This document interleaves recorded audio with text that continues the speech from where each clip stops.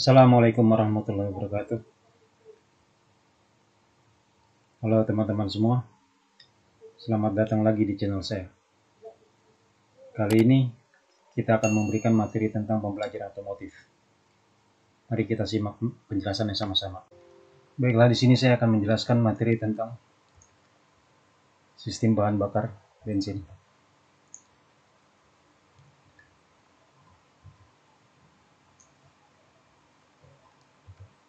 Nah, apa itu sistem bahan bakar? Sistem bahan bakar atau fuel system terdiri dari beberapa komponen, dimulai dari tangki bahan bakar sampai karkol kanister. Bahan bakar yang tersimpan dalam tangki dikirim oleh fuel pump atau pompa bahan bakar ke karburator melalui pipa-pipa dan selang-selang. Air dan pasir, kotoran-kotoran dan benda-benda lainnya dikeluarkan dari bahan bakar oleh saringan atau namanya fuel filter. Kemudian karburator pada kendaraan yang tidak dilengkapi EV menyalurkan ke mesin sejumlah bahan bakar yang dibutuhkan berupa campuran udara dan bahan bakar. Nah, sejumlah gas HC yang timbul dalam tangki dikurangi oleh karkol kanister. Digunakan pada beberapa model. Keseluruhan bagian ini membuat sistem bahan bakar.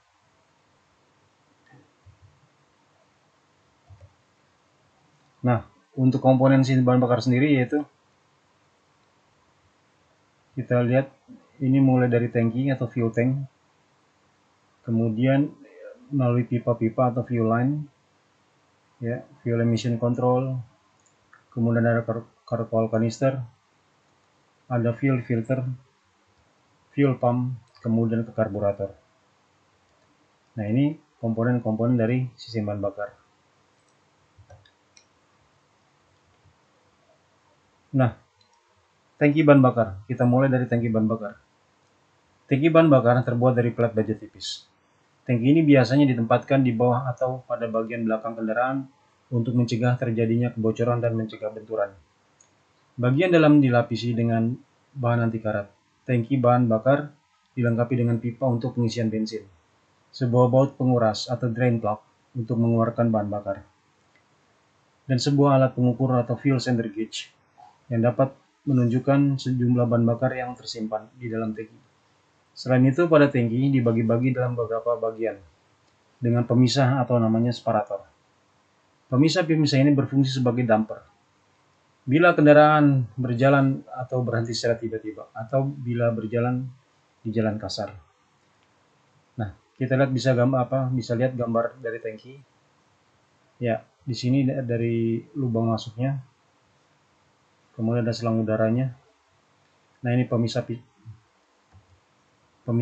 dari sekat-sekat atau separator. Ya, kemudian ini bahan bakar. Kemudian di sini nanti ada pelampung. Ya. Ini dari karburator, kemudian ke karburator.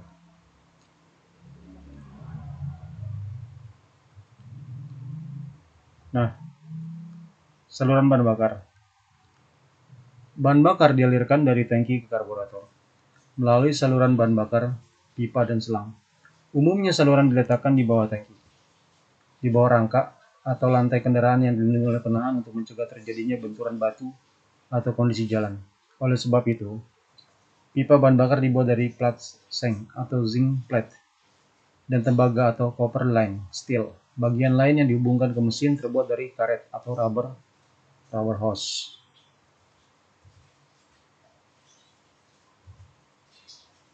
Nah, ini gambarnya.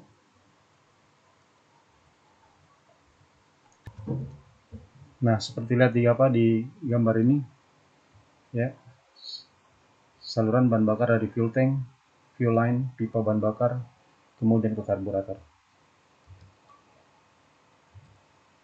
Nah, sekarang saringan bahan bakar.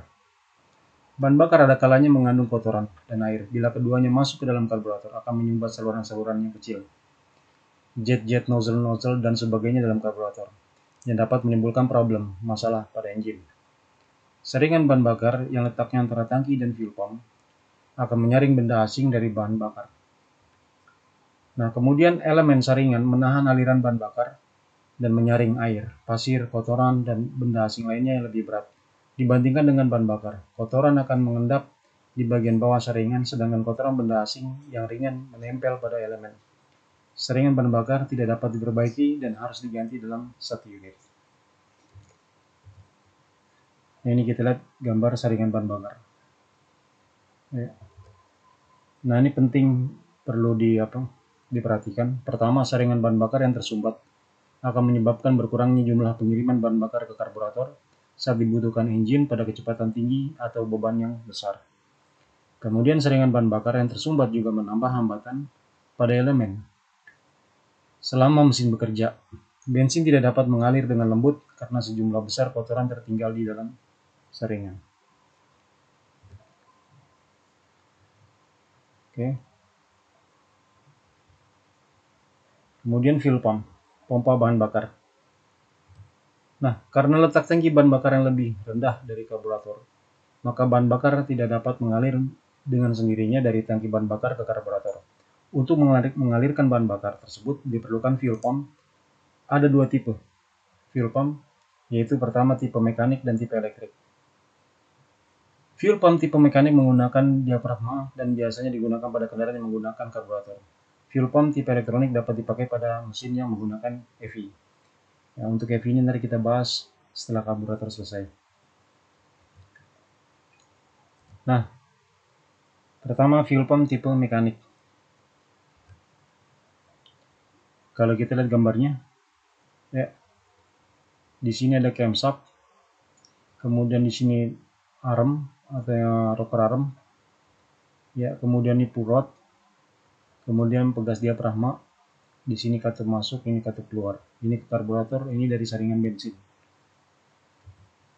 Nah, fuel pump tipe mekanik mempunyai sebuah pegas diafragma yang letaknya tepat di tengah-tengah seperti lihat di gambar. Ya. Sepasang katup yang bekerja dengan arah yang berlawanan dipasangkan di dalam pompa. Katup ini digerakkan oleh daya balik diafragma untuk menekan bahan bakar ke karburator. Diafragma digerakkan oleh rocker arm yang digerakkan oleh putaran camshaft. Nah, kemudian cara kerja.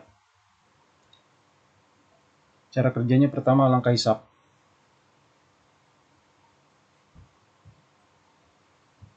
Ya, langkah hisap. Nah, bila rocker arm ditekan oleh camshaft, puncak cam menyentuh rocker arm, maka kalau dia begini gimana? Rocker arm akan menarik pull rod ke bawah. Menarik pull rod ke bawah sehingga pegas diafragma akan bergerak ke bawah. Terjadi pembesaran ruang pompa. Akibatnya kevakumannya kecil. Sehingga katup masuk terbuka, katup keluar menutup. Akibatnya bahan bakar akan masuk ke ruang pompa. Nah, di sini keterangannya, bila rocker arm ditekan oleh cam, pegas diafragma tertarik ke bawah, ruang di atas diafragma menjadi hampa. Kevakumannya besar. Katup masuk terbuka dan bahan bakar akan mengalir ke ruang pegas diafragma. Pada saat ini katup keluar tetap tertutup karena tekanan pegas. Nah, kemudian langkah pengeluaran. Apabila puncak cam meninggalkan rocker arm, apabila puncak cam tidak menyentuh rocker arm, maka rocker arm akan mendorong pull rod ke atas. Kemudian pegas diafragma akan bergerak ke atas, terjadi penyempitan ruang pompa. Akibatnya kevakuman kecil, tekanan besar. Akibatnya katup masuk tertutup, katup buang terbuka. Akibatnya bahan bakar akan mengalir ke karburator. Ya, seperti keterangan, cam berputar maka rocker arm akan kembali ke posisi semula sehingga pegas diafragma didorong ke atas oleh pegas. Akibatnya bahan bakar dia terdorong melalui katup keluar dan terus mengalir ke karburator. Dalam keadaan seperti ini, katup keluar terbuka dan katup masuk tertutup. Tekanan penyaluran pompa sekitar 0,2 sampai 0,3 kg per cm persegi. Oke.